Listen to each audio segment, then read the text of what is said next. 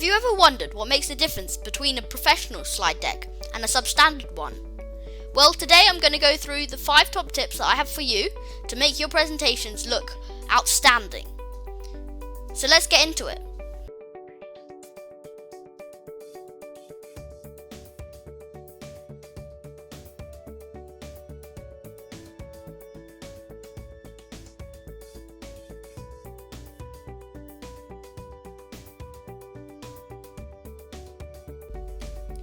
Okay, so number 5. This is called Smart Art. You might not have heard of it. It's in the Insert tab, and it's this icon here. It's Smart Art, right? And it basically allows you to show your points out in not bullet points, but more creative ways of doing that. So if we go to home and we just make the layout blank, I'll show you what you can do with it. So Smart Art. I can choose whichever one of these I want to show as a list. For example, if I go to list, I could choose one of these which I like. I'll choose, for example, this one, right? And it just means you can put text in here. For example, your title here,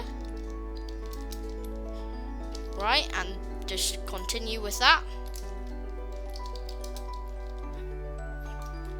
and just you can put whatever points you want, and you can put in the format like the colors. For example, if you wanted that, and you could highlight the different ones. You could even just highlight the Smart Art as a whole. And then what's so good about Smart Art is that you can actually convert it to shapes. So if I converted it to shapes, it's all in a group. But each one of these, for example, this is a text box. This is a arrow. These are all arrows, and these are text boxes and things like that. It just helps you being able to tailor the Smart Art to your needs. So stick around for number 4, and I'll see you then. Okay, number 4. Now, this is something called stock images. You might have come across this. It's in the Insert tab again. And if you go under Pictures, you can find something called stock images. And when you look through these, you can find whatever you want. So if I searched up, let's say I wanted to search up something about design, I would find all of these stock images of people working, these papers and stuff like that, and even slide backgrounds that you can use, and also other stock footage and things. Like, for example, there's this 3D models, and if you go to stock 3D models, you can find really cool stock 3D models that you can use for your PowerPoints. And if you go into animated models, you can actually find animated 3D images. So for example, if I pick this one and I inserted this one, you'll find that this is actually like a 3D GIF almost, like, and you can move it around, like, so if I hovered over it, I can move it around and look at the animation, right?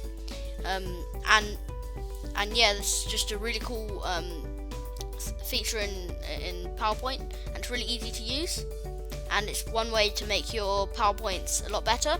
If you want to go more in depth with stock footage and ways to use them in your PowerPoints, just click in the top right hand corner, and just that video will show you how to do some really cool things with stock images. But now let's move on to number 3.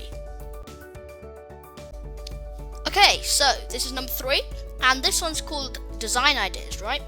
So to use design ideas in your PowerPoint, if I go into the design tab and I press design ideas, it'll come up with some ideas of what you can do for your presentation. Since I've just got a blank title slide, it'll come up with all of these just regular ones.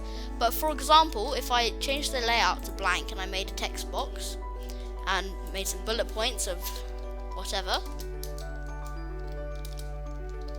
right? Then when you've got design ideas, it'll come up with the Smart Art designs that I showed you before, and it just comes up with some really cool ones with icons and things. And that leads me on to my next point. Okay, my next point, infographics and icons. So you can see here I've got a presentation that has loads of infographics. What infographics are is showing information in a graphic form. It's literally in the name.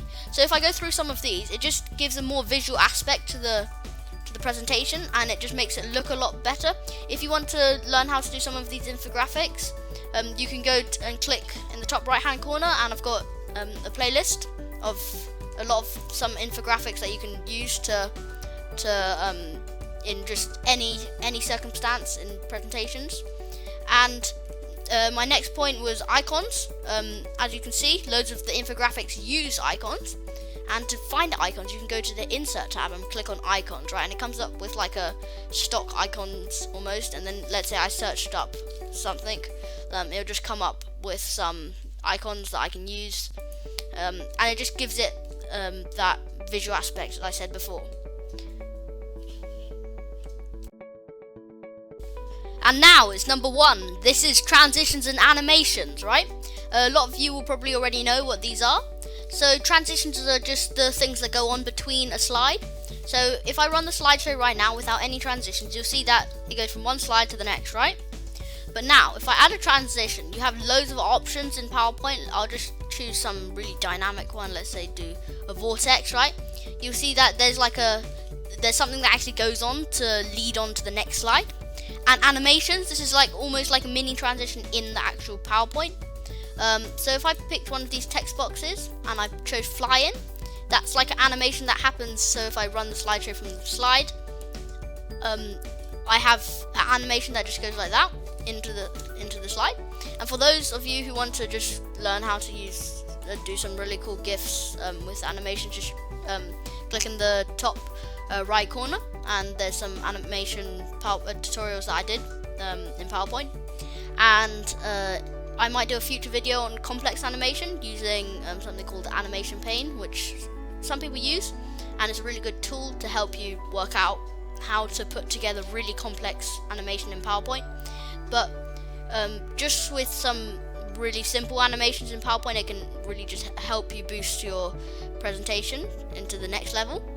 So I hope you enjoyed that tutorial, and I think this will really help you. And please leave a comment of how or if it helped you in making your presentation look really professional. And I'll see you next time. Don't forget to subscribe, like, share and comment on this video, and thank you for watching.